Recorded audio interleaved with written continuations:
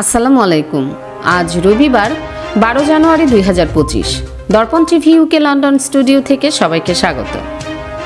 Tulip সিদ্দিকের লন্ডনের বাড়ি নিয়ে দুর্নীতির অভিযোগ তদন্ত করা উচিত ব্রিটেনের, সানডে টাইমসকে দেওয়া সাক্ষাৎকারে ডক্টর ইউনুস। ব্রিটেনে ক্ষমতাসীন লেবার পার্টির এমপি ও মন্ত্রী টিউলিপ সিদ্দিককে ক্ষমা চাইতে বলেছেন বাংলাদেশের অন্তর্বর্তী সরকারের প্রধান উপদেষ্টা ডক্টর মোহাম্মদ ইউনুস। টিউলিপের বিরুদ্ধে অভিযোগ, তিনি লন্ডনে তার খালা ও বাংলাদেশের ক্ষমতাচ্যুত প্রধানমন্ত্রী শেখ হাসিনার দল আওয়ামী লীগের সঙ্গে যুক্ত ব্যক্তিদের আবাসন ব্যবহার করেছেন এবং বাংলাদেশের একটি অবকাঠামো প্রকল্প থেকে তিনি এবং তার পরিবার মিলে $5 বিলিয়ন অর্থ তছরূপ করেছেন।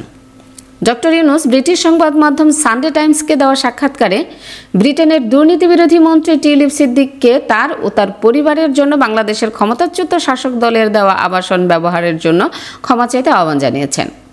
তিনি বলেছেন, লন্ডনের যেসব আবাসন টিউলিপ সিদ্দিক ব্যবহার করেছেন সেগুলোর তদন্ত করা উচিত ব্রিটিশ সরকারের। তিনি বলেছেন, লন্ডনের যে বাড়িগুলো টিউলিপ সিদ্দিকের সঙ্গে যুক্ত সেগুলোও তার বিরুদ্ধে চলমান দুর্নীতি ও তহবিল তছরূপের তদন্ত অংশ হিসেবে খতিয়ে দেখা উচিত। টিউলিপ সিদ্দিক বর্তমানে ব্রিটেনের অর্থ মন্ত্রণালয়ের অর্থনৈতিক সচিব এবং নগরমন্ত্রী হিসেবে আর্থিক অপরাধ মোকাবিলার দায়িত্বে রয়েছেন। ব্রিটিশ সংবাদ মাধ্যম সানডে টাইমসের তদন্তে জানা গেছে, টিউলিপ সিদ্দিক কয়েক বছর ধরে হাম্পস্টেডের একটি আবাসনে বসবাস করছেন। এই বাড়িটি একটি অফশোর কোম্পানির মাধ্যমে কেনা হয়েছিল। এই কোম্পানিটি পানামা পেপারসে উল্লেখিত এবং 2 বাংলাদেশি ব্যবসায়ীর সঙ্গে যুক্ত। টিউলিপের বিরুদ্ধে রাশিয়ার সঙ্গে বাংলাদেশের একটি পারমাণবিক জ্বালানি চুক্তি থেকে সুবিধা গ্রহণের অভিযোগও আছে। তবে হাম্পস্টেড অ্যান্ড হাইগেটের এমপি টিউলিপ সিদ্দিক এই চুক্তি বা অন্য কোনো অভিযোগিত দুর্নীতিপূর্ণ প্রকল্প থেকে সুবিধা নেওয়ার বিষয়টি অস্বীকার করেছেন। গত বৃহস্পতিবার প্রধান উপদেষ্টার সরকারি বাসভবন যমুনায় সানডে টাইমসকে দেওয়া সাক্ষাৎকারে ডক্টর ইউনুস বলেন, টিউলিপের দুর্নীতির অভিযোগে অভিযুক্ত হওয়াটা একটি পরিহাসের বিষয়। তিনি বলেন, তিনি দুর্নীতি বিরোধী মন্ত্রী হয়ে নিজেকে রক্ষা করার চেষ্টা করেছেন। তিনি টিউলিপকে উদ্দেশ্য করে বলেন, আপনি হয়তো বুঝতে পারেননি, কিন্তু এখন বুঝতে পারছেন। আপনার বলা উচিত, দুঃখিত, আমি তখন জানতাম না, আমি এজন্য জনগণের কাছে ক্ষমা চাই এবং পদত্যাগ করছি। কিন্তু তিনি তা বলছেন না, বরং নিজেকে রক্ষা করে চলছেন। ডক্টর ইউনুস অবশ্য এর পরপরই বলেন, টিউলিপ পদত্যাগ করবেন কিনা সেই বিষয়টি নিয়ে তার কথা বলার প্রয়োজন নেই।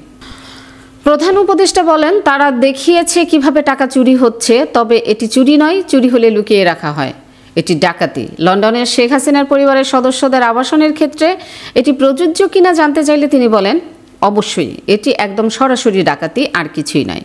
তিনি আরও বলেন, যদি যুক্তরাজ্যের কোনো সংসদ সদস্য এতে জড়িত থাকে তবে এটি অবশ্যই বড় বিষয়। শেখ হাসিনার শাসনকালে সবকিছু ছিনিয়ে নেওয়ার সঙ্গে আমরা অভ্যস্ত ছিলাম, তাই আপনি যখন এই বিষয়টি বিশ্ববাসীর সামনে আনছেন তখন এটি স্বস্তিদায়ক। টিউলিপ সিদ্দিকের আবাসন সংশ্লিষ্ট বিষয়টি দুর্নীতি দমন কমিশনের তদন্তের আওতায় আনা উচিত কিনা জানতে চাইলে ডক্টর ইউনুস বলেন, অবশ্যই। তিনি যোগ করেন, কমিশনের উচিত পুরো বিষয়টি তদন্ত করা। তিনি আরও বলেন, যদি সম্ভব হয় আওয়ামী লীগের মিত্রদের কেনা আবাসনগুলো ফিরিয়ে আনা উচিত। এটাই অন্তর্বর্তী সরকারের উদ্দেশ্য, কিভাবে সেগুলো ফিরিয়ে আনা যায়, কারণ এটি জনগণের টাকা। আর যখন আমি জনগণ বলি, এটি $1 বিলিয়ন মানুষদের কথা নয়, এটি সাধারণ মানুষের কথা। এদিকে টিউলিপ সিদ্দিক নিজেকে প্রধানমন্ত্রীর মানদণ্ড উপদেষ্টার কাছে হস্তান্তর করেছেন এবং জোর দিয়ে বলেছেন, তিনি কোনো অন্যায় করেননি। উপদেষ্টা স্যার লরি ম্যাগনাসের কাছে এক চিঠিতে তিনি বলেন, আমি স্পষ্টভাবে জানাতে চাই, আমি কোনো ভুল করিনি, তবে সমস্ত বিভ্রান্তি দূর করতে চাই, যাতে আপনি বিষয়টি স্বাধীনভাবে তদন্ত করতে পারেন। টিউলিপ সিদ্দিক তার চিঠিতে আরও বলেছেন, সম্প্রতি আমার আর্থিক বিষয় এবং বাংলাদেশের সাবেক সরকারের সঙ্গে আমার পরিবারের সম্পর্ক নিয়ে অনেক ভুল তথ্য প্রকাশিত হয়েছে। আমি নিশ্চিত যে আমি কোনো ভুল করিনি। এদিকে কেয়ার স্টারমার টিউলিপ সিদ্দিকের প্রতি আস্থা প্রকাশ করে বলেছেন, তিনি যথাযথভাবে কাজ করেছেন এবং নিজেকে স্বেচ্ছায় তদন্তের জন্য হস্তান্তর করেছেন। জমি নিয়ে হয়রানি আর নয়, পূর্বাচল প্রবাসী পল্লী লেআউট প্ল্যানের মধ্যে দিচ্ছে আপনার পছন্দের জমি মূল্য পরিশোধের সাথে সাথে রেজিস্ট্রেশনের সুবিধা। প্রবাসী পল্লী গ্রুপ, প্রবাসী ও স্বদেশীদের জন্য।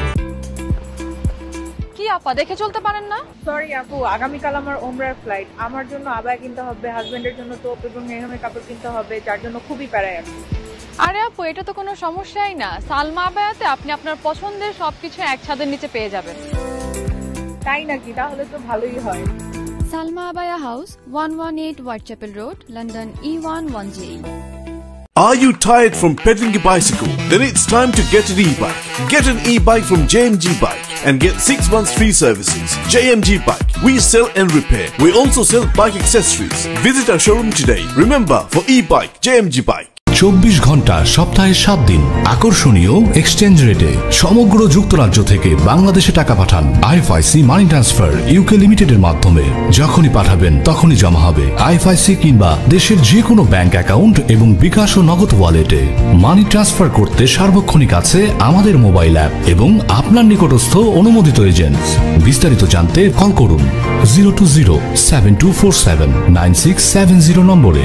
আমাদের ঠিকানা 18 Brick Lane, London E1 6RF UK। IFIC money transfer UK limited IFIC ব্যাংকের নিজস্ব প্রতিষ্ঠান।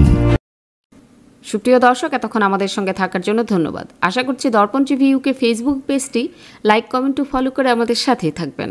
আল্লাহ হাফেজ।